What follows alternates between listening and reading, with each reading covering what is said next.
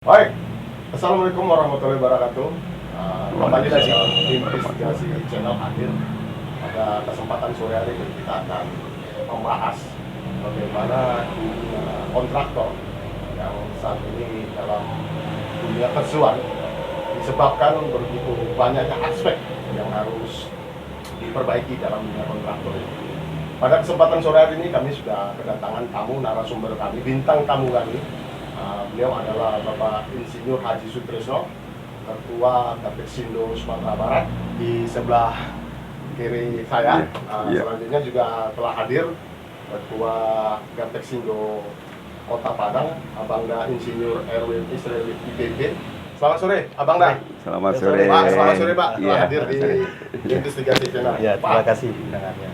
Sebelum kita ngobrol, Pak, kita akan mengulas bagaimana sih saat ini dunia kontraktor yang ada di Sumatera Barat dalam, ya boleh dikatakan 3 tahun terakhir ini begitu sangat memprihatinkan, begitu banyaknya tender-tender yang dijual begitu di bawah batas net yang ditetapkan oleh kontraktor. Tapi sebelum kami mengulas dengan kedua narasumber ini, jangan lupa berikan komentar Anda di bawah kolom ini dan tekan tombol subscribe kepada investigasi channel. Oke, langsung saja kita ngobrol kedua narasumber ini. Baik, saya dulu ke Ketua Gapexindo, Bapak Insinyur Haji Sutrisno. Pak, saat ini Pak, Gapexindo itu kan didirikan gunanya untuk memayungi seluruh kontraktor yang ada di Sumatera Barat. Melihat saat ini bagaimana Pak? Peranan Gapexindo di dunia kontraktoran Pak?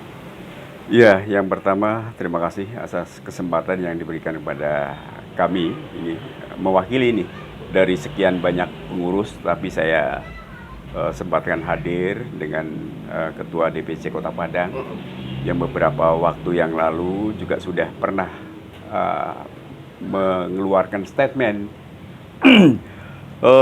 Kondisi kontraktor memang sekarang dalam posisi yang sedang kegalauan, galau dalam artian memang tidak tahu apa yang harus diperbuat. Pertama karena regulasi begitu bebasnya, yang pertama ya, sehingga terjadilah persaingan antara kontraktor dari Papua misalkan kan masuk ke Sumatera Barat, dari Kalimantan masuk ke Sumatera Barat, dari seluruh Indonesia itu bisa ikut menawar di proyek yang alokasinya sebenarnya untuk di Sumatera Barat. Jadi kebebasan ini ya karena tidak bisa kita bendung karena regulasinya mengatur seperti itu. Dari asosiasi sebagai wadah daripada anggota yang bergerak di sektor penyedia jasa konstruksi di Sumatera Barat, bukan satu-satunya Gapexindo tetapi ada asosiasi lain yang sejenis. Ini tentu prihatin, cuman ya tidak tahu pola asosiasi lain tentu keluhannya tentu berbeda mungkin. Tapi yang jelas hampir sama. Kenapa terjadi persaingan yang begitu bebas sehingga kontraktor yang di daerah ini memang terbirit-birit untuk mengikuti gelombang yang luar biasa seperti ini. Jadi 3 tahun terakhir ini ya kalau harapannya secara seremonial para calon pengguna jasa atau katakanlah pemerintah daerah, kabupaten, kota, provinsi ini menghimbau agar pengusaha daerah menjadi tuan rumah. Itu hanya hayalan. Jadi sudah sekian lama tidak pernah terwujud itu. Mulai dari musibah bencana alam dulu 2019 ya.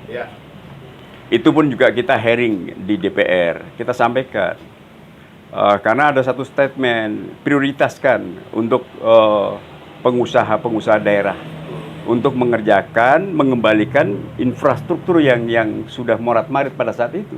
Tetapi itu pun juga tidak berjalan sebagaimana yang diinginkan oleh penyedia jasa, khusus di sektor jasa konstruksi. Apakah itu perbaikan pasar, kemudian infrastruktur lain, termasuk juga rumah sakit, segala macam, itu rata-rata perusahaan dari luar. Dan boleh dilihat apakah memang sesuai dengan apa yang kita harapkan. Bagaimana mau akan ada pertumbuhan ekonomi di daerah kita. Benar. Kalau misalkan yang bekerja itu dari luar. Benar. Sudah itu tambah lagi nanti euforia kita memakai material-material yang dari luar. Ini pun juga menjadi kendala. Satu kendala yang sangat berat. Yang sederhana sajalah seperti yang saya sampaikan ke Pak Gubernur, kemudian Pak Wali pada saat itu, Pak Mayeldi, saya sampaikan membangun trotoar ini luar biasa bagus. Tetapi mungkin Pak Gubernur lupa atau Pak Wali terlupa apakah material yang dipasang itu produk-produk dari daerah. Padahal itu hanya paving block, ya kan? Batu alam dari luar, paving block dari luar. Terus tenaga kerja pun kadang-kadang dari luar. Terus berapa persen yang akan tertinggal uang yang berputar di Sumatera Barat, sehingga ekonomi kita ya stagnasi seperti ini aja terus. Lesu, Pak, ya? Lesu jadinya kan. Kalau anggota kita mendapat pekerjaan, kemudian spesifikasinya pun juga seperti itu diharuskan. Padahal tidak ada kalimat mewajibkan harus pakai produk ini. Kalau sudah ada kalimat harus itu sudah menyalahi sesungguhnya kan. Sejenis, kesetaraan, yang kualitasnya sama. Jadi di sini bisa juga dibuat. Ya kayak industri kecil kita kan bisa juga kita bina. Nah, orang bikin paving block, kalau misalkan warnanya dulu paving block itu suka mudah luntur kena hujan, ya kan, karena pakai oker aja kan. Sekarang kan ada zat pewarna. Ada pewarna yang harus didatangkan dari luar. Kita beli aja keluar kan. Kemudian kita bikin. Contoh saya pernah mengerjakan di tahun 2004 dulu di Bukit Tinggi. Kenapa kok bisa saya coba bernegosiasi dengan pemerintah daerah, dengan Pak Wali, semasa Pak Jufri dulu. Pak, kenapa mesti harus dari Bandung ini Pak, paving ini? Kalau misalkan saya bikin di sini, kemudian kualitasnya sama, bisa boleh nggak Pak? Mas Tris bisa, insya Allah bisa. Saya bikin, alhamdulillah bisa. Dan itu bisa diterima, sampai hari ini kualitasnya masih bagus. Jadi tidak kalah dengan paving yang dipasang di trotoar Kota Padang. Iya. Yang mengerjakan juga ya industri-industri kecil. Kita buatkan cetakan, kita belikan material pewarnanya segala macam kan. Kemudian kita untuk adukannya supaya masuk mutu pavingnya harus spesifikasi seperti ini, ya kita pakai job make, ya kan? Ada lapornya kan. Jadi sehingga kalau misalkan ini dikerjakan di sini, materialnya juga bisa kita produk di sini, tenaga kerja pun juga terserap. Material yang di sini pun juga bisa terpakai kan. Orang yang pengusaha kecil ini bisa terangkat juga kan, hidup kan. UMKM itu Pak ya. UMKM. Apalagi sekarang diberikan peluang. UMKM ini kan dikasih ya fasilitas kredit yang ringan, ya kan? Kenapa tidak bisa kita support ke situ? Jadi itu salah satunya. Kalau masalah-masalah lain terjadinya persaingan kemudian yang begini bebasnya, sehingga kayak misalkan saya mau menggarap atau menujulah proyek A, ini udah kita incer dari dulu kan? Jembatan lah, misalnya proyek ya. Jembatan gitu ya kan? Taunya KD-nya nggak cukup, terpaksa kita datangkan dari luar. Kita paling tidak kita pinjam, ya kan? Sewa bendera aja udah bayar kita. Kemudian belum untuk keseriusannya kita harus selesaikan juga kan? Apa benar kita mau pakai apa tidak? Jangan-jangan nanti hanya untuk pengiring saja. Jadi ini sangat dilematis sekali. Tidak mungkinlah orang Kalimantan bekerja di sini dengan orang sini bekerja di sini. Pasti terjadi perbedaan. Sekarang ini karena ambang batas, pagundananya diumumkan. Ini pagundannya sekian. Kalau dulu kan owner estimate, ya kan, OE kan. Konsultan perencana itu membuat engineering estimate EE. Sekarang EE dipakai, kemudian dibuatlah oleh si calon pengguna jadi owner estimate. Owner estimate inilah yang dijadikan pagudana. Jadi kalau misalkan kita mau rokok Sampurna ini 18.000 misalkan kan, mosok kita mau jual 16.000, ya kan nggak mungkin. Ini mosok kita mau nombok. Ya.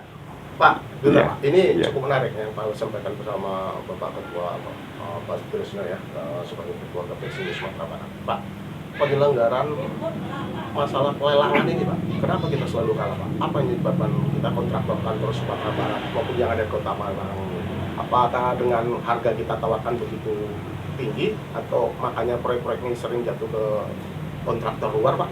Kalau menurut pandangan Pak Sutrisno, gimana Pak proses lelang tender tentang proyek ini Pak? Iya, kita ceritanya mesti harus dari sistem dulu ya. Sistem atau proses pelelangan sekarang ini kan seolah-olah itu sangat rahasia. Kemudian difilter seperti sekarang ini kita bicara, kita tidak bisa komunikasi langsung dengan si penyelenggara tadi. Panitia tidak bisa dihubungi segala macam, sehingga unbising pun juga hanya beberapa menit saja kira-kira. Paling lama 1 jam itu nanti udah hilang. Padahal unbising itu penting. Kalau kita mengerjakan pekerjaan, kita kan hanya jasa saja. Tentu harus tahu lokasinya. Sekarang bagaimana orang dari luar datang menawar ke Padang, kemudian lokasi tidak tahu. Dia babat saja kan. Sudah itu nanti dia cari-cari juga subkon di sini. Jadi itu yang terjadi. Maka terjadilah proyek-proyek itu gagal. Tidak mampu untuk menyelesaikan, ditinggalkan. Kan banyak mangkrak itu proyek-proyek seperti itu kan. Yang jadi persoalan tadi itu seolah-olah bahwa kegiatan ini membatasi untuk tidak ada komunikasi antara penyedia jasa dengan calon pengguna jasa. Tetapi sarana itu ternyata tidak seperti itu juga. Pada waktu klarifikasi, kemudian ada pembuktian segala macam, karena kita dipanggil. Jadi boleh dikatakan itu ya nggak juga kita steril, tidak bisa komunikasi dengan panitia atau dengan pogjanya, tidak. Kita dipanggil pada waktu kita masuk nominasi katakanlah kan. Ya, nominasi. Kemudian ada klarifikasi, dipanggil kita. Kan berarti kita ada komunikasi, nanti kan bisa juga bisik-bisik kita. Jadi, tetapi hal-hal yang seperti ini, apalagi kalau investigasi tentu harusnya bisa yang menyerap berbagai macam sumber informasi kan? Iya, kira-kira seperti itu. Jadi, kebebasan dengan pola sistem digitalisasi seperti ini kita sulit karena sudah terumumkan ya, tayang nanti daftar kita, misalkan kita lah di sini di Sumatera Barat ada proyek di Kalimantan Timur, kita buka terus kemudian kita daftar, kita sudah bisa ambil speknya segala macam, kemudian kita bisa menawar. Lokasi tidak tahu kita. Dari mana sumber material, bagaimana kondisi lapangan, gimana dengan masyarakat dan lain sebagainya kan tidak tahu. Jadi akhirnya kan kayak meraba-raba. Jadi itu banyak faktor. Maka terjadilah kita di sini ini bukan kita hanya pemain kandang saja. Kita coba ekspansi lah mungkin, atau kita coba keluar, tetapi resikonya tinggi. Jadi alat ini, Erwin ini tahun yang lalu di Kalimantan, padahal ya untung alhamdulillah proyek itu yang terbaik dari sekian kontraktor pada waktu itu, padahal itu di tengah hutan. Jadi itulah satu kebanggaan juga untuk kita. itu sudah setengah spekulasi. Tetapi karena punya keyakinan bahwa proyek ini bisa dikerjakan dengan metode tentunya kan, alhamdulillah itu selesai. Tetapi banyak gagal proyek-proyek yang di Sumatera Barat yang dikerjakan oleh orang luar itu ya tadi seperti itu. Karena mereka tidak tahu, kayak si buta dari gua hantu saja meraba-raba kan? Iya. Medan laganya tidak tahu Pak ya? Nggak tahu medannya seperti apa. Terkecuali dipakai hanya bendera saja. Orang sinilah yang mengerjakan. Kan jadi buruh kita jadinya kan? Betul. Ya, padahal kita punya anggota cukup, kalau bisa tersalurkan juga lah aspirasi mereka. Masalah persaingan yang sampai 20% lebih itu sangat tidak rasional, tidak logis. 20% itu sudah turun dari Pagudana. Sudah itu nanti ada pajak, PPN, PPH. Anggap minimal ini 12% atau 11.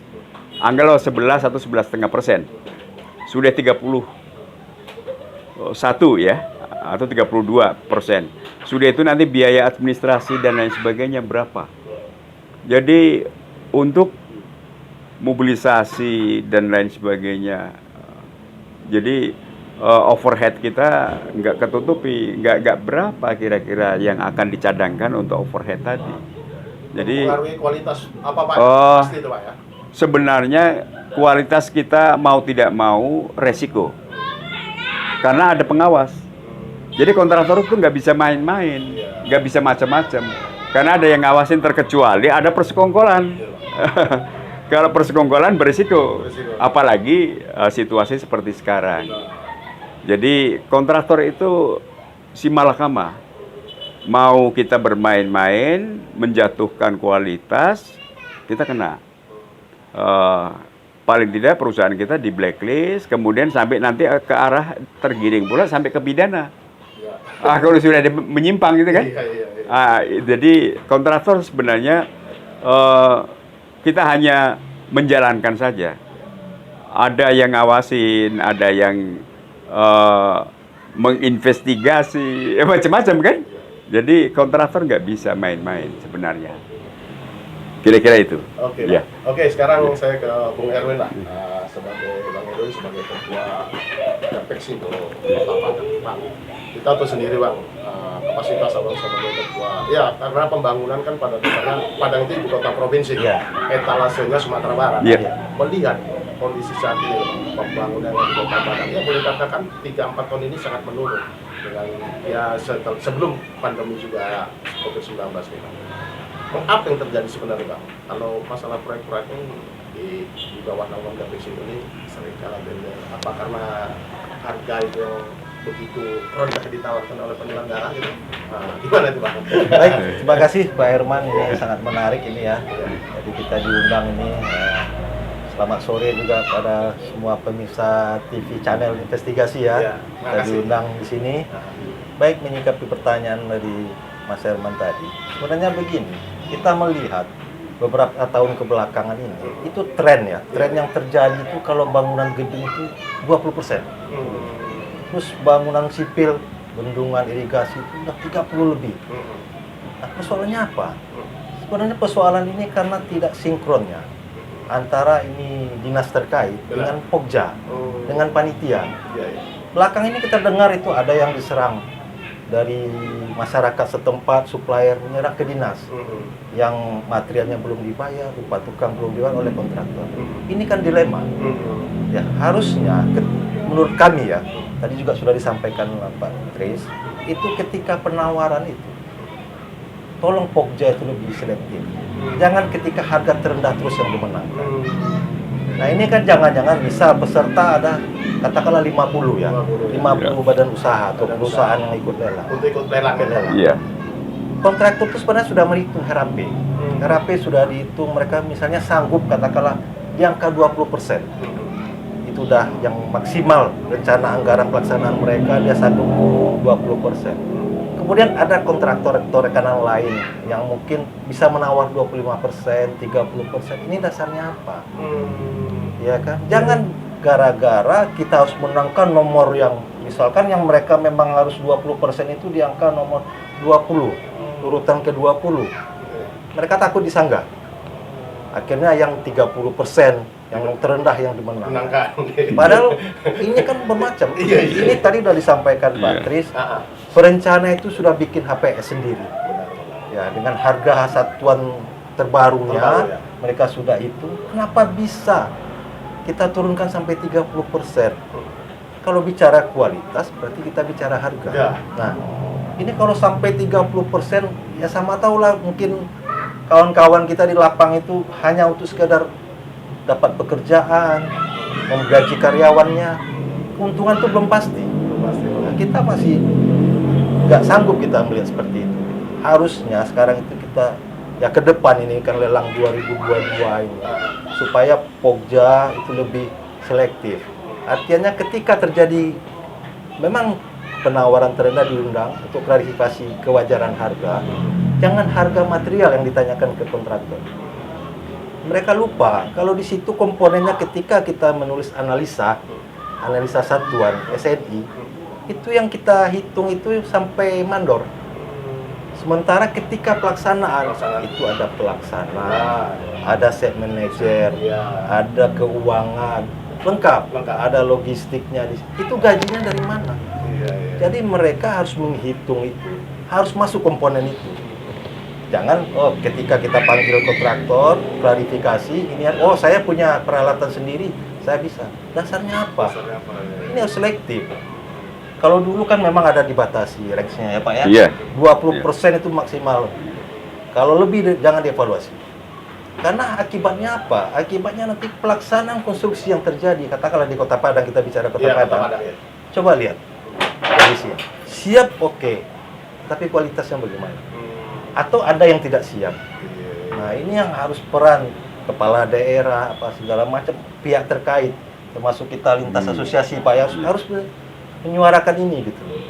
Memang ya mungkin rata-rata kawan-kawan anggota kita kayak di Gapexindo berkeluh kesah. Terus, Bang. Mereka sudah hitung cuma bisa 20%. Tetapi karena mungkin ada yang lain 25, 30 dan karena takut disanggah atau dipanggil untuk klarifikasi kewajaran harga, komponennya hanya material. Nah, ini kan serba sulit. Serba sulit. Akhirnya besok yang tadi betul-betul serius bekerja, akhirnya turun lagi 30. Karena 20 angkanya jauh. Ya, Bang. Artinya menarik, Bang. Artinya dengan begitu persaingan, jadi kualitas ini, Bang, ya? Kualitas. Dampaknya, Bang, ya? Kualitas. Dampak Ya bagaimana kita sudah terikat kontrak. kontrak, ya. Kalau antara pihak kita dengan swasta, Swasta, ya. itu mungkin uang prestasinya hanya perdata. Ini kan uang negara. Uang negara, ya. Nah, ini kan bisa jatuh ke ranah pidana kan. Nah, ini kita harus menyelamatkan. Ya, dimanapun kontraktor ini kan pihak terakhir yang pasti akan kena. Panglima perangnya. Panglima perangnya gitu. Iya, kontraktor itu panglima perang. Nah, sementara ini ya ibaratnya kaki sebelah di penjara kan. Benar, benar. Nah, tetapi gimana? Mereka ingin harga ini harga wajar, tetapi karena juga tidak diakomodir, akhirnya Pokja pemenangan terus yang terendah. Akhirnya kita kok kehabisan akal. Ya mau tak mau ya kita harus banting harga. Maka logikanya sudah tidak masuk. Nggak masuk itu, Bang? Nggak masuk. Masa HPS sudah ada kita turunkan 30? Apa gunanya perencanaan ini? Rekan-rekan konsultan perencana yang bikin harga ini Harga kan itu, ya. survei. Survei dia, ya. Nah sekarang diturunkan sampai 30%, dimenangkan lagi. Nah ini yang sangat miris ini. Iya. Dampaknya pasti tentang Pasti pembangunan kualitas ya otomatis Otomatis, Bang. nggak akan siap atau kualitasnya tidak terjamin. Nah, bagaimana kita menyikapi ini gitu? Jangan ini uang dari rakyat ya kan? Hasilnya akan dapat. Ternyata belum habis masa pemeliharaan sudah rusak. Tapi memang siap. Tapi gini, Bang, ini tidak ada, maksudnya peranan kepala daerah itu sangat urgent artinya dalam hal pembangunan proyek-proyek ini, Bang. Artinya peran serta seorang kepala daerah itu apa nggak mampu menenangkan, artinya menstabilkan lah harga tender yang akan ditawarkan kepada kontraktor ini, Bang. Nah, memang ini kita harus duduk bersama. Yang disampaikan Pak Tris tadi, kalau bisa kita ada pertemuan audiensi menyikapi persoalan ini gitu loh. Karena sekarang kayak jalan sendiri. PPK jalan sendiri, terus ini Pokja jalan sendiri, sehingga sedikit-sedikit harga terendah, sedikit-sedikit. Memang harga terendah, tapi harga terendah yang seperti apa yang diminta? Responsif jadi kan. Jadi Kalau mau ya, turun 30 aja, iya. dimenangkan apa hasilnya? Logikanya bicara kualitas pasti harga. Ini perlu juga coba dengan lintas asosiasi. Ya minimal Gapensi lah kan, dengan Gapexindo yang punya anggota cukup banyak. Iya. Iya. Jadi kalau itu dibawa kita bincang-bincang bersama, kemudian ya kita teruskan nanti ke kepala-kepala daerah, termasuk ke kabupaten kota kan, iya, supaya jangan terus-menerus seperti ini. Iya. Karena bagaimanapun kontraktor ini kan salah satu, dia kan orang yang paling, artinya pembangunan ini kan rata-rata kontraktor yang menangani pembangunan ini. Bagaimana kalau dunia kontraktor itu lesu, tak mampu diakomodir oleh kepala daerah gitu kan, tidak mampu artinya memberikan satu audiensi bahwa sana kontraktor ini mampu diakomodir, gitu artinya gitu. Nah, gimana tuh Pak? Selama ini Pak, sepanjang... Iya, di regulasi itu sudah mengatur sebenarnya dengan jelas. Di Perpres pun juga sudah ada bahwa penawar yang responsif itu ambang batasnya 80%. Kalau lebih, turunnya dari 20% itu boleh dimenangkan, tetapi jaminan pelaksanaannya ditambah. Ini kan beresiko juga. Jadi ditambahnya dari Pagudana ini kan. Jadi 5% juga, tetapi dari Pagudana. Padahal dia udah turun 25% misalkan. Jadi itu kan seperti isyarat untuk tidak menawar lebih dari 20%. Jadi koridornya ambang batas yang ditoleransi itu ya 20%. 20% Pak ya? Iya. Itu tawaran terendah Pak?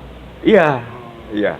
Dan terendah yang responsif tadi setelah dievaluasi oleh panitia, inilah yang pantas kiranya untuk bisa dijadikan calon pemenangnya. Sekarang itu kan kita lihat hancur-hancuran ya kan. Saya yakin ini akhir tahun ini besok banyak yang bermasalah. Pekerjaan yang tidak selesai, yang tidak mangkrak itu Bang, banyak proyek mangkrak. Iya, karena itu tadi proses tadi. Proses tadi itu Bang. Ya gimana pun kita harus berpikir, jangan sampai ini kita kasih akan bumerang di mereka, iya kan? Untuk apa harga murah? Selesai proyek ini kan kita harus memikirkan, apalagi sekarang pandemi. Banyak yang butuh pekerjaan, ya kan? Jangan terakhir ini sudah bermasalah ini pada gulung tikar semua. Nah harusnya ini Pokja melalui pemerintah daerah itu harus memperhatikan ini gitu. Ya misalnya harga tadi kan, harga tadi betul-betul janganlah bertarung di paling rendah.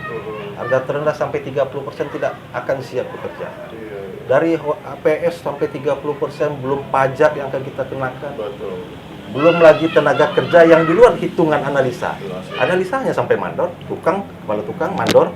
Kemudian nanti di pelaksanaan kita pakai personil kan? Nah, tenaga ahli. Tenaga ahli ini dari mana akan digaji? Nah ini kan sangat miris Pak. Nah jadi memang mulai sekarang ini kita harus memikirkan itu. Jangan sampai terjadi persoalan di kemudian hari. Kontraktor ini sebenarnya ibaratnya pahlawan tanda jasa lah. Mereka menghidupi banyak orang. Jangan mereka yang jadikan korban. Artinya pembangunan tanpa kontraktor apa yang bisa dibangun? Oh iya. Memang sekarang itu ada baiknya persyaratan untuk lelang itu makin diperingan. Betul itu. Dulu ada metode pelaksanaan apa segala macam. Yang namanya kontraktor nggak tahu metode pelaksanaan, pasti tahu kan. Nah ini memang dihilangkan sekarang. Tetapi begitu ini dihilangkan, akhirnya terlalu ringan persyaratan. Nah itu harga lagi, bermain di harga. Nah ini yang harus kita jadikan, gimana solusinya? Satu sisi ini sudah bagus, tidak memberatkan dalam tender itu tidak biaya tinggi, ini sudah bagus. Nah tetapi gimana caranya supaya ini tidak jor-joran ke bawah gitu. Nah di sini yang harus kita pikirkan bersama, pemerintah terutama ini. Kita menyuarakan terus ini kan, akhir tahun ini anggota mengeluh segala macam kan. Tetapi gimana? Solusinya bagaimana gitu loh. Nah, jangan ini juga Pokja harus bertanggung jawab ketika mereka menangkan kontraktor, kerjaan bermasalah, jangan yang kena itu di PPK-nya. Sementara yang menangkan ini Pokja. Mereka lepas tangan kan? Akhirnya ya sudah ini nggak usah saya, ini pemenangnya kerjakan. Nah, yang bermasalah nanti di kemudian hari PPK-nya, satkernya, kontraktornya. Nah, ini yang harus kita pikirkan. Apa deh bang ya? Polemik deh bang ya. Polemik. Jadinya apa? Terlalu apa gitu ya? Iya. Apalagi sekarang itu ya, pastinya itu PP Peraturan Pemerintah Nomor 5 Tahun 2021 dan Peraturan Menteri PUPR Nomor 6 Tahun 2021 itu sudah mengatur. Ini kan sekarang masih transisi nih. Karena LPJK kemarin setiap provinsi sudah dihapus. Nah, besok ini dikatakan masa transisi, besok baru habis selesai ini masa transisi, masa reguler. Jadi reguler ini berdasarkan PP tadi dan Permen tadi, itu sudah ada regulasi yang mengatur perizinan berusaha berbasis resiko. Kalau kontraktor ini termasuk resiko tinggi kan. Itu persyaratannya lebih gawat ini. Masing-masing dulu untuk perusahaan kecil itu hanya diminta satu penanggung jawab teknis. Hanya katakanlah kalau kecil itu hanya sertifikat keahlian SKT atau keterampilan SKT. Sekarang masing-masing subbidang itu harus, katakanlah perusahaan kecil punya 4 subbidang, harus punya tenaga keterampilan itu 4. Tambah satu lagi penanggung jawab 5. Itu kan harus dibayar. Walaupun dia tidak dapat proyek, dia harus bayar kan gaji karyawannya. Nah, itu sangat rumit itu. Rumit itu bang ya. Nah, kita bang lihat nih bang yang dimonitor ini bang. Pak silakan. Ya. Ini adalah salah satu pembangunan yang boleh dikatakan tadi dengan harga terendah gitu. Ya. Itu ya boleh dikatakan asal jadilah. Nah, terakhir proyek ini pun tak terselesaikan gitu. Jadi yang disampaikan oleh Ketua Gapexindo Kota Padang tadi bahwasannya menjual dengan harga proyek terendah juga dampaknya terlalu besar dan memiliki risiko yang begitu tinggi. Betul. Gitu bang. Jadi bang, menurut pandangan abang nih bang, oke bang, saat ini kita juga kan punya legislatif, punya apa? Sudahkah ada wacana dan rencana itu melakukan audiensi terhadap legislatif, begitu juga dengan kepala daerah, agar kiranya salah satu Gapexindo ini juga mampu memberikan satu kontribusinya lah bang kepada dunia kontraktor. Mungkin itu sudah kita lakukan. Mungkin Pak Tris lebih paham karena sudah ini. Nah, gimana tuh Pak Ketua? Ya, jadi kita inginnya bukan hanya tampil satu organisasi saja. Kan ada Gapensi, ada Gapexindo, ada Gapeknas.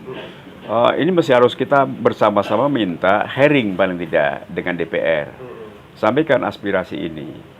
Seperti tadi yang Pak Erwin sampaikan, bahwa regulasi baru untuk menerbitkan sertifikat badan usaha ini sudah tidak melalui LPJK di provinsi saja. Itu sudah online, langsung pusat dengan sistem OSS ya.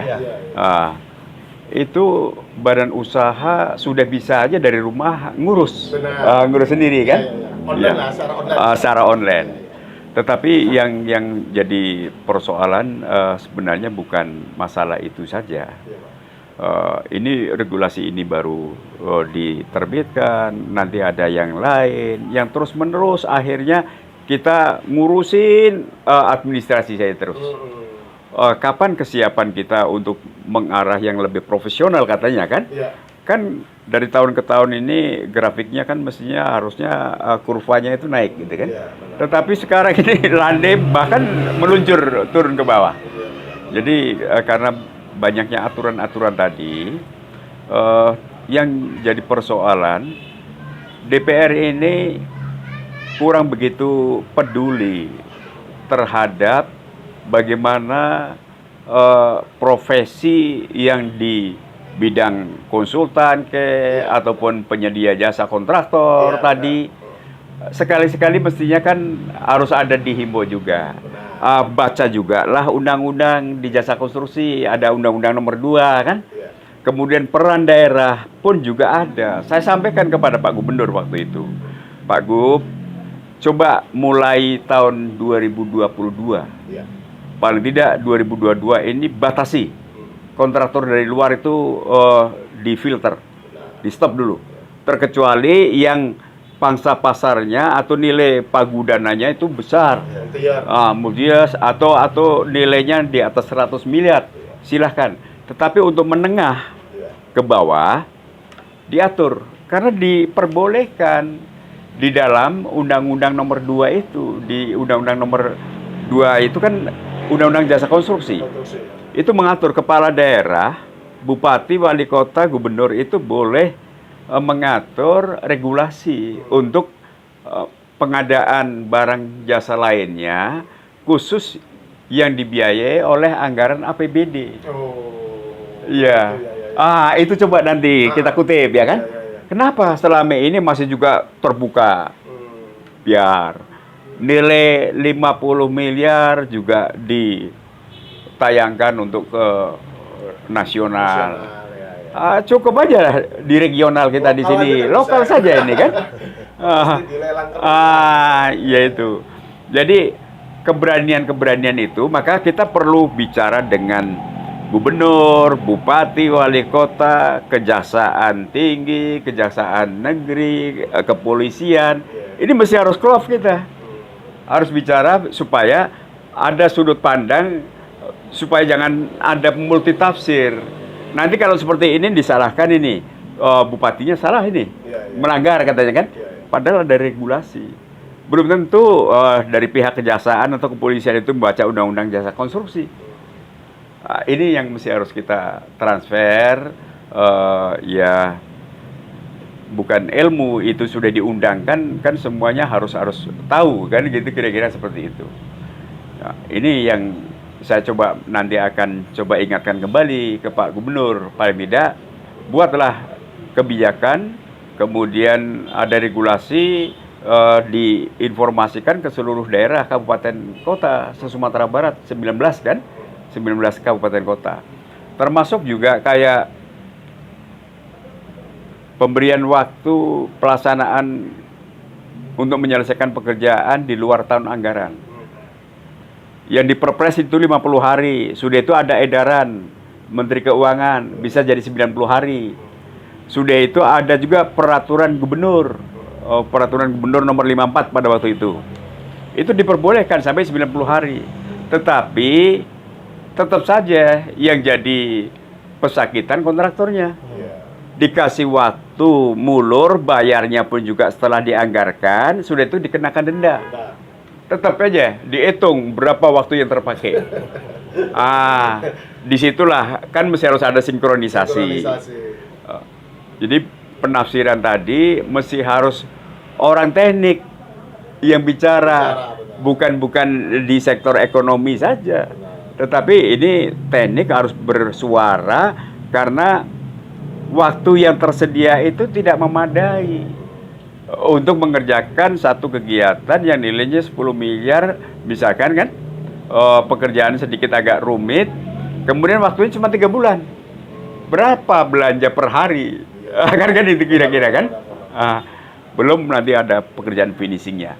Jadi ini mesti harus dihitung, bukan hanya kalau mau bikin bar chart atau schedule, kurva atau network, itu kan di atas kertas saja, bisa aja kan?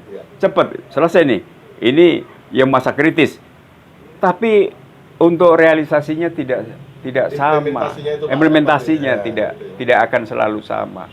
Kemudian masalah faktor cuaca dan lain sebagainya kan. Kesulitan material.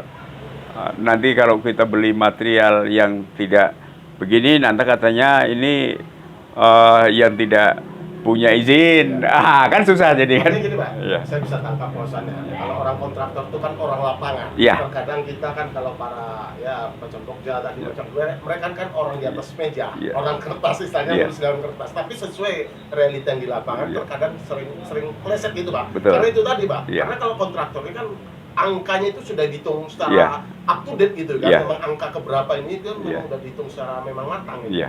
Nah ini apa itu, Pak, yang menjadi kadang kita kalah juga dalam hal tender gitu, Pak? Jadi begini, sekarang semua kegiatan itu kontraknya bukan lansam, sekarang unit price. Gedung pun unit price.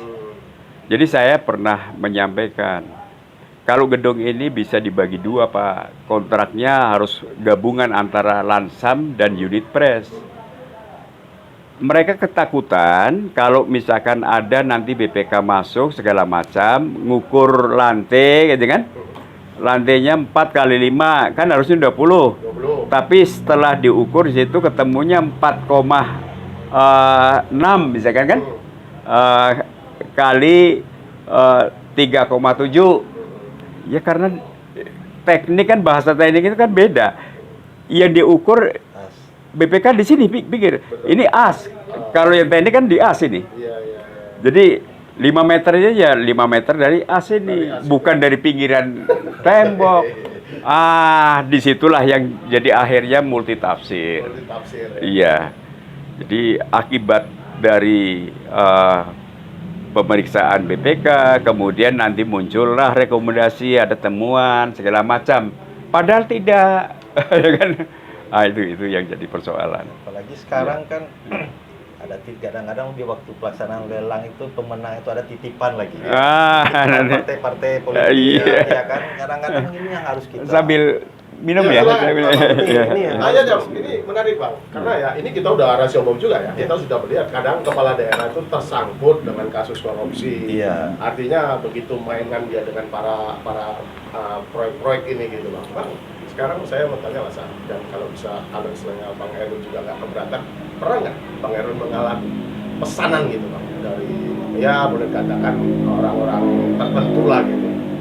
Maksudnya kepala daerah itu pesanan harus menang kan gitu Bang. Ada Bang gitu Bang? Iya, pernah itu kan ketika kita menawar, terus ketika kita harusnya yang jadi pemenang ada titipan. Jangan diganggu Bang, ini sudah punya ini, punya ini. Itu Seperti pernah, itu. Bang? Pernah? Pernah ya? Iya, ya, tetapi Iya. kita mau bagaimana? Kalau kita sih tidak, oke lah masih bisa. Yang lain-lain bagaimana? Semua punya Dan itu memang realita tuh Bang. realita. Memang ada pesanan. Memang ada. Ini yang harus kita Iya. sama-sama koreksi. Iya, iya. Nah, kita dari asosiasi ini selalu membina anggota kita. Nah, misalkanlah pekerjaan penunjukan langsung yang hanya 200 juta itu. Ya. Satu orang itu bisa sampai 20 paket. Akhirnya yang satu ini berpotensi, semua kawan-kawan yang lain, anggota kita yang lain tidak mendapatkan. Apa salahnya ini? Karena ini kan penunjukan langsung. Benar-benar. Panggillah asosiasi-asosiasi yang untuk yang kecil-kecil yang tidak dapat paket ini karena bersaing tidak bisa, karena harga terendah mereka tidak sanggup lagi, sementara mereka harus menghidupkan karyawan segala macam. Bagilah. Nah, melalui siapa? Panggillah asosiasi, lintas asosiasi. Benar-benar. Ya, minimal kuenya dibagi, ya kan? Iya, kita realita. Benar-benar. Ya. Kalau yang tender sudahlah, ya kan? Benar-benar. Nah, ini yang tidak tender, ya memang tender. Tender oke, kita paham itu kan. Iya, iya. Tetapi kan bisa ditunjuk. Nah, ini yang perlu kita jadi perhatian gitu. Monopoli Masa proyek itu, Bang? monopoli. Satu orang sampai 20 paket PL-nya. Iya, iya, iya. Nah, ini kan kasihan. Ya kalau kita. 20 kali 200, anggaplah 190 juta aja kan? Iya, iya. Berapa? Iya, iya, iya. Nah, ini Udah M ini kan? mungkin melalui channel TV investigasi ini bisa menyuarakan ini ya. Iya. Kemudian mungkin juga perhatian dari pemerintah sehingga kita ya minimal ada hearing lah. Hearing ya dari asosiasi keluhan-keluhan ini. Sehingga mereka kepala daerah itu bisa menyikapi. Jangan sampai ini Pokja memenangkan, hasilnya nanti PPK, Benar. dinas ini nggak jelas ini Iya, kan. iya, benar, Iya. benar. Nah, kerjanya selesai tapi yang di sini nggak Selesai. selesai. Iya, iya. Nah, ya kontraktor mau aja mau mengikuti kan. Hmm. Tetapi kadang-kadang polanya, trennya udah seperti itu mau gimana? Kita juga ya akhirnya kita judulnya tolonglah aku Tuhan kan. Ketika kita menangkan ini tolonglah aku Tuhan supaya ini bisa beruntung, padahal udah nggak masuk Nggak masuk akal. akal. Nggak rasional Ya lagi. kita kan Nggak orang rasional teknis, lagi. orang teknis kan Iya. di RAP aja sudah nggak masuk kan. Masuk. Gimana mau Nah, untung? ya berdoalah tolonglah aku Tuhan kan. Nah, Buntung ya. Iya, iya. Akhirnya nggak bisa bersahabat juga dengan kalangan pers kan? Iya, iya.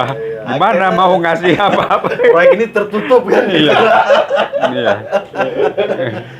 Nah, Jadi itu Bang, memang itu hal seperti itu yang Abang sampaikan itu pernah terjadi tuh, Bang. Pernah. Artinya bahwasannya pesanan itu udah ada lah. pasti Pasti itu Bang. itu nggak Iya. rahasia umum. Nggak rahasia umum itu, Bang. Akhirnya ya kayak Mas Tris ya ketua, jadi kita ngelihat aja mau bertarung pun dengan posisi seperti itu mau bagaimana kan? Iya. Makanya saya sampai keluar nawar kan, mungkin di situ ada yang lebih baik ya saya sampai ke Kalimantan segala macam saya ikut kerjaan kan. Nah, karena memang saya lihat di sini regulasinya seperti itu. Pak Irwin, sekarang apa lah? Saya mau menanya internal. Gapexindo Gapexindo Kota Padang ini berapa dinaungi? Berapa naungan? Berapa anggota? yang Anggota. dinaungi Gapexindo? Kita tergabung ya, jadi Kota Padang dan Mentawai. Mentawai ya. Nah itu dulu itu sampai 300 badan Wow. usaha. 300 Bang. Nah sekarang menyusut. Musik, Bang. Ada yang tidak mengurus keanggotaan lagi ya karena itu tadi tidak dapat proyek apa segala macam pun rugi. Paling tersisa di bawah 200 sekarang 200. untuk Padang dan Mentawai. Oh, Belum lagi kabupaten kota yang lain. Jauh menurun apalagi masa pandemi ini kan. Nah, ya ibaratnya kue tinggal sedikit karena dana itu dipakai untuk COVID. Nah, jadi nggak ada lagi yang lesu sekarang, betul lesu gitu kan. Ya. Nah, ini yang kita setiap hari anggota mengeluh. Bang, Ya. ya tentu keluhan sama ketua. Iya. Ya, Ya, pasti tetapi itu ya. kita melihat kan realita yang ada itu bagaimana kalau mereka hanya memikirkan perut, karyawan, anak istri, ya mau tak mau harus ambil harga terendah juga. Pasti akan mereka laksanakan. Tetapi setelah ini berjalan kan dampaknya banyak. Nah, pekerjaan tidak selesai, yang rugi siapa? Masyarakat, pemerintah. Nah, itu yang harus kita pikirkan. Dampaknya Jadi, ke sana. Masyarakat sudah bayar pajak, dananya diimpun dari pajak, akhirnya tidak selesai. Jadi asas manfaatnya nggak tercapai. Iya, Dilematis memang. dilematis Ya, karena sekali. investigasi coba pasti sering jalan kan. Ya, sering. Nah, ini proyeknya ini bermasalah, ini kualitas. Ya bagaimana? Bagaimana harusnya ini? Pasti akan terjadi kalau yang turun itu, yang menang itu sudah tidak masuk akal kan. Iya. Karena kita juga sering turun ke lapangan gitu kan. Nah, lihat iya. keluhan-keluhan para kontraktor Iya. gitu ya. Yang paling teraniaya kontraktor yang mengesup perusahaan dari luar, terus perusahaan BUMN segala macam. Kita memodeli yang besar malah jadinya kan? Iya. Kan susah. Sudah itu membayarnya nggak tahu kapan, kan? Iya. Nggak jelas. Jadi ya memang betul-betul tertindas. Kontraktor lokal ini kalau ngesup lah, misalkan karena nggak ada pekerjaan ya sudahlah ngambil sup. Rupanya pembayarannya nggak lancar. Apalagi Ya udah hutang-hutang, BUMN wah pusing gitu. Memang miris sekarang. Miris Bang ya. Jadi Iya. ini tanggung jawab kita bersama. Gimana caranya supaya ke depan ini lelang 2022 akan muncul. Nah, ini yang harus kita sikapi. Sikapi Bang ya.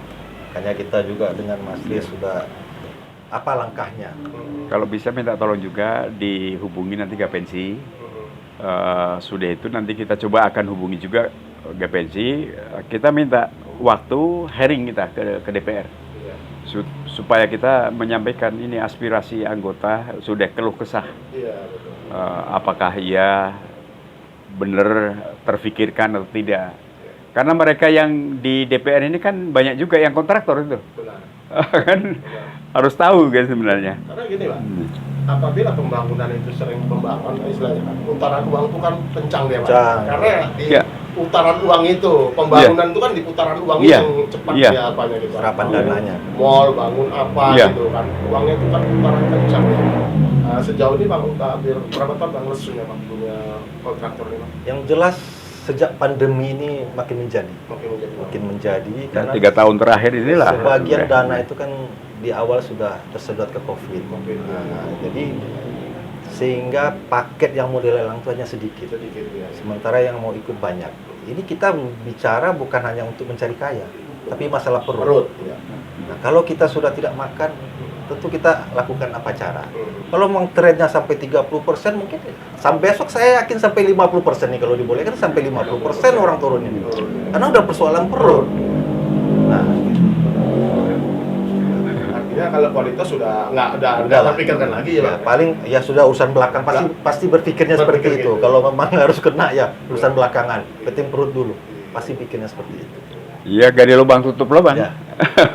Tahun ini bayar tahun besok. Iya. Tahun ini bayar tahun besok. Kapan ini? Dia terjebak semua dengan riba, dengan ini segala macam. Dari lubang tutup Tutup lubang. lubang. Perbankan pun juga lesu.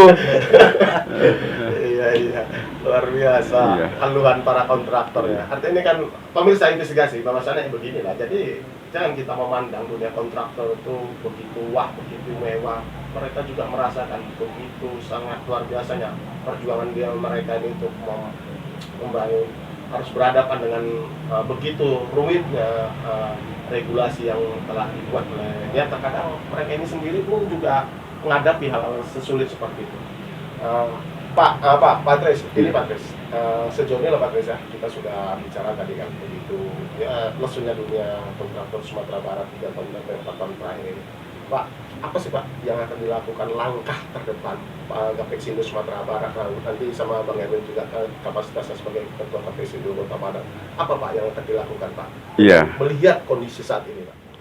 Pertanyaan ini sama seperti 2 minggu yang lalu saya diundang ke Bank Indonesia. Di dunia sektor jasa konstruksi itu bagaimana kondisinya sekarang? Saya sampaikan, ya sama seperti apa yang disampaikan oleh Pak Erwin tadi, bahwa kita menghadapi situasi yang sulit. Tetapi kita hidup matinya di sini. Maka mesti harus mencari terobosan-terobosan. Kalau yang punya alat mungkin bisa direntalkan alatnya. Tapi kalau kayak kita yang tidak punya alat, terus karyawan mau tidak mau harus kita susut, kita istirahatkan. Maka ada yang ekspansi, mencoba untuk membuat terobosan baru yang kira-kira tidak jauh dengan profesi yang ada, membuat rumah subsidi. Tetapi yang jadi persoalan kalau di Kota Padang, mencari tanah yang layak untuk bisa dibangun dengan anggaran subsidi tadi, itu nggak ketemu, nggak mudah. Ke daerah yang tanahnya mudah, harganya terjangkau, itu nggak ada yang beli. jadi susahnya di situ.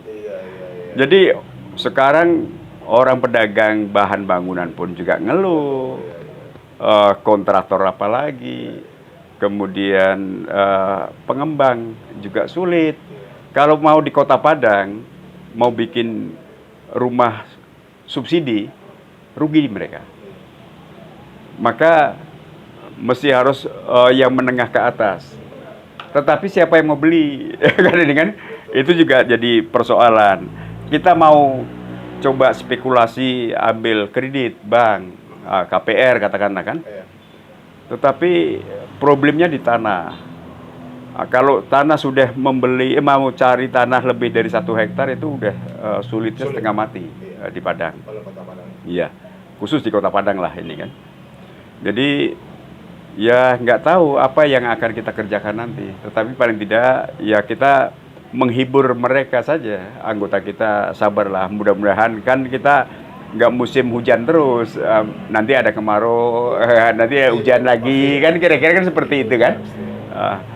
Yang biasanya dulu dagang coba diulang kembali, kira-kira seperti itu. Nah, sekarang akhirnya kan marak orang bikin kedai kopi, ya kan, kuliner. Tetapi siapa yang mau beli? Makan dibatasi sampai batas waktunya tertentu kan, apalagi kalau di luar Kota Padang lah. Padang masih cukup longgar. Jadi banyak yang bergerak di kuliner pun juga ngeluh. Jadi apa yang mau kita perbuat? Kita susah. Orang yang punya kos-kosan sekarang, apa lihat kita ke wilayah di Unan atau di UNP atau di Bung Hatta, lesuh semuanya. Jadi gimana kita mau ini? Anak saya bikin kedai waktu itu sebelum pandemi lumayan itu. Omsetnya per hari itu bisa untuk membayar karyawan, untuk tambahan sedikit lah untuk makan kan. Tapi sekarang 2 tahun terakhir ini udah mati total, tutup. Sekarang mau coba lagi karena sudah sedikit agak longgar, katanya mau ada tatap muka. Jadi kita masih mencari-cari juga, tapi kita kan nggak bisa meninggalkan jati diri kan. Kita profesinya ini mau beralih mesti harus belajar lagi. Itu sangat sulit, tidak semudah seperti yang kita ucapkan. Mau dagang apa kita ini kan, mau jualan apa, nggak tahu kita ini. Iya, kira-kira itu. Bang Erwin, karena saya pun banyak dapat keluhan ya, para kontraktor itu bahwasannya ya terkadang sampai kelilit utang juga mereka. Itu memang benar ya? Benar. Jadi memang karena kita hanya melihat pelang proyek. Katakanlah nilai paket ini di pelang proyek itu 5 miliar. Tapi kan kita tidak tahu 5 miliar itu mereka sudah turun sampai 30%. kan kita hanya lihat nilainya. Wah, ini fantastis. Iya. 5 miliar atau 20 miliar. Tapi untuk mengerjakan yang 5 miliar tadi bisa sampai 5 miliar lebih kan? Iya. Untuk siapnya. Kan kita nggak sampai situ. Yang tahu ini paket 5 miliar tapi kontraktor menyelesaikannya di atas 5 miliar. Karena mereka turun sampai 30% tadi. Akhirnya terlilit hutang ini, apalagi kan Kota Padang Sumbar lah Pak ya, mayoritas itu kan perusahaan kecil. Ini perlu perhatian dari pemerintah. Karena yang kecil-kecil ini, kalau yang mungkin menengah ke atas mungkin mereka ada saving karena sudah punya modal sendiri. Yang kecil ini, bagaimana perhatiannya? Ini yang harus kita. Kalau masih berlanjut harga terendah trennya seperti itu, saya yakin ini besok persoalan baru akan muncul. Pembangunan juga tidak sesuai seperti yang kita harapkan.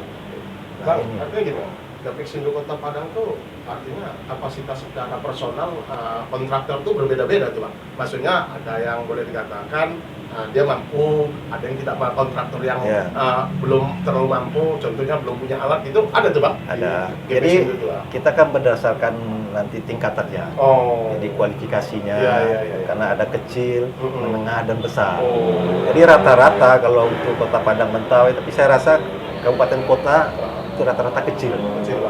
Rata kecil ya. Kalau kecil ini boleh dibilang kan belum memadai peralatannya. Iya.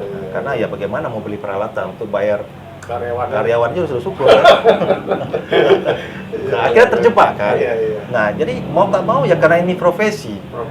Nah, kita berharap keadaan ini akan membaik, kita ikut terus, lelang ikut terus, segala macam, sampai menang.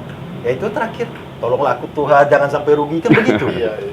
Ya bagaimana? Karena kita tahu secara teknis itu sudah tidak masuk akal. Masuk di akal. Tapi kalau tidak kita laksanakan, kita tidak menang. Ya otomatis kan. Daripada ini tidak berjalan sama sekali. Ya kalau udah perut ini nggak ada cerita ini. Mau tak mau kita. Nah ini pertanyaan Bang Erwin sudah berapa lama Bang terjun di dunia kontraktor? Saya dari tahun 96. Ya, sudah mengikuti. Jadi memang darahnya memang darah kontraktor. Iya. Dari tahun 96 saya sudah jadi kontraktor. Di kontraktor. Iya. Kalau Patres udah Tahun 80 dulu. 80 Pak. Iya. Udah senior. Ya dari kecil lah kita meniti-niti, tapi ya begitulah fluktuasinya kan grafiknya.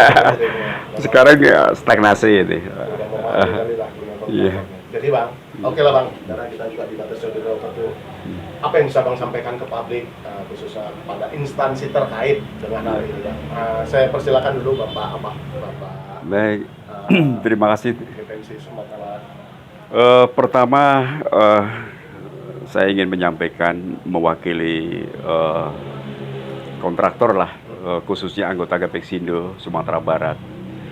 Jangan seperti melihat fata morgana, melihat kontraktor ini, lihat yang sesungguhnya apa yang terjadi. Jangan seperti fata morgana itu kelihatan dari jauh itu kayak ada air kan. Ternyata pas sampai di situ nggak ada, kosong kan, kering. Jadi kontraktor ini di zaman era sebelum tahun 80-an itu mungkin, karena jumlahnya pun juga kecil, aturan-aturan mainnya juga tidak seperti ini, sehingga masih kompetisinya itu masih sehat. Kalau sekarang karena sudah begitu mengglobal, bebas sebebas-bebasnya, akhirnya kontraktor itu hanya tinggal legenda saja, kenangan saja. Dulu, wah, anak siapa, mau kawin anak siapa, ini pemborong katanya kan. Wah, pemborong ini kaya katanya kan. Sekarang banyak uangnya. Sekarang ya bisa dihitung jari. Kalaupun misalkan ada 1-2 yang masih berjalan karena terbatas, persaingannya pun juga sedikit agak terbatas ya, yang bergerak di jalan, yang punya AMP itu bisa dihitung pakai jari kan. Itu mungkin lumayan lah, bisa bersaingnya, masih bisa ini juga. Tetapi ambang batasnya tetap juga masih sampai 20% itu. Jadi untuk mencari keuntungan profit kita, apalagi sekarang BPK itu di core nanti sudah itu ditimbang ketebalannya segala macam kan, sehingga nanti ada temuan dan lain sebagainya, itu pun juga jadi yang melaksanakan ini jadi mbot-mbotan. Jadi padahal medan di jalan ini kan ada yang datar, nggak serata seperti meja ini kan. Ada yang cekung, harus ditimbun. Pas dikor di daerah yang datar tipis, tapi di daerah situ mungkin dalam timbunannya, atau mungkin aspalnya juga begitu. Sekarang kadar aspal segala macam sudah orang BPK itu hasil kornya itu dibawa ke labor. Nanti kandungan aspalnya berapa? Kemudian ada agregat lain, macam-macam. Akhirnya ada rekomendasi ini harus mengembalikan uang ke negara sekian. Sudahlah.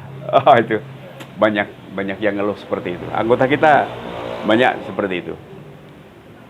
Ya, itulah kira-kira harapan kita ke depan kepada seluruh jajaran, termasuk aparat, segala macam. Kita sedang dalam kondisi yang sangat prihatin. Mari kita carikan solusi bersama dan jangan melihat gemerlapannya seperti Fata Morgana tadi. Kasihan mereka ini kan. Kira-kira itu. Oke, Ya. Bang Erwin, silakan Bang Erwin sampaikan ke publik bahwasannya punya kontraktor ini. Baik, terima kasih Bang Herman. Jadi satu lagi ada yang mau saya tambahkan dulu. Silakan. Itu persoalan rantai pasok. Rantai pasok itu artinya ketersediaan bahan ya. Ya, sekarang ini kan rata-rata di daerah-daerah tertentu itu mungkin tidak ada izin kuari, izin galian C yang masih berlaku. Ya. Nah, ini harusnya menjadi perhatian dari pemerintah daerah. Kita dimenangkan katakanlah di daerah tertentu ya, kita tidak sebut daerah tertentu yang tidak ada izin kuari lagi. Mungkin karena pengurusannya susah segala macam, katakanlah kita butuh tanah timbunan. Ini harus kita datangkan. Sementara izinnya tidak ada di situ. Nah, ini kan problem. Ketika kita datangkan yang tidak punya izin, katakanlah kita pakai supplier, nah kontraktor kan penadah jatuh. Ini akan lebih bahaya lagi. Nah, harusnya ini pemerintah atau anggota DPRD harus berpikir, bisa saja ini kita jadikan izin insidentil khusus untuk proyek, sehingga kontraktor ini tidak terlilit nanti persoalan hukum. Kalau tidak kita kerjakan, waktu pelaksanaan berjalan terus. Kalau mau kita urus dengan regulasi yang ada, tidak akan siap izin kuari, izin galian C. Nah, ini rata-rata jadi persoalan. Bisa jadi penadah gitu Bang. Bisa jadi. Iya, dianggap Karena kita beli barang ilegal. Iya. Tanpa izin ya. Tanpa izin. Sementara kita pengen, Iya. mana sih supplier yang punya izin? Tapi tidak ada. Harusnya harus ada disikapi ini izin insidentil lah. Dulu ada. Sehingga boleh aja kontraktor bikin kan? Sifatnya insidentil. Iya. Ini untuk proyek, untuk pekerjaan pembangunan. Nah, ini harus ada. Nah, satu lagi yang tadi saya mengimbau untuk kawan-kawan, rekan-rekan di kontraktor, supaya kita jangan hancur-hancuran lagi. Kalau memang RAP kita segitu kita tawar. Kalau betul-betul kita sudah menawar segitu, Pokja juga sudah akan berpikir. Nah, sekarang kan persoalannya ini harus terlibat juga Pokja, pemerintah daerah, anggota DPRD, eksekutif, legislatif. Ini harus berperan semua, sehingga harga ini betul-betul yang pantas dan wajar. Nah, karena kalau ini nggak wajar lagi ya, ini sudah nggak mungkin lagi. Jangan sampai nanti kontraktor ini, masyarakat dunia jasa konstruksi demo, karena itu udah persoalan perut kan. Nah, ini yang kita himbau ini, terutama buat eksekutif, legislatif, berpikir, sama-sama kita berpikir, karena ini kecil, rata-rata perusahaan kecil yang ada di kabupaten kota ini perusahaan kecil. Proyek 200 lah gitu Bang. Ya, kalau kecil itu kan sampai 2,5 miliar. Sekarang malah ada udah sampai 15 miliar. Iya. Nah, kalau 15 miliar pakai apa itu? Kalau perusahaan kecil kan? Kalau diminta persyaratannya. Oke Bang Erwin, terima kasih. Terima kasih Bang Herman ya. Pencerahannya. Iya. Terima kasih banyak. Terima kasih. Ya. Baik, demikianlah obrolan kami dengan Ketua Kapesindo Sumatera Barat, Bapak Haji Insinyur Sutrisno dan Ketua Kapesindo Kota Barat, Abangga Erwin IPP. Bahwasanya mereka juga saat ini mengalami kendala yang begitu sangat luar biasa. Dunia kontraktoran juga sangat lesu di 4-5 tahun terakhir ini. harapan beliau agar kiranya seluruh elemen yang pemangku jabatan kepentingan bagaimana memperjuangkan para kontraktor dan juga mampu memberikan satu warna tersendiri agar pembangunan tetap berjalan, dan pembangunan berjalan tanpa kontraktor tidak akan pernah berjalan. Baik, kita kembali lagi ke studio dan kita akan kembali lagi pada acara yang lainnya, dan kami kembali dan Assalamualaikum warahmatullahi wabarakatuh dan salam investigasi. Oke, luar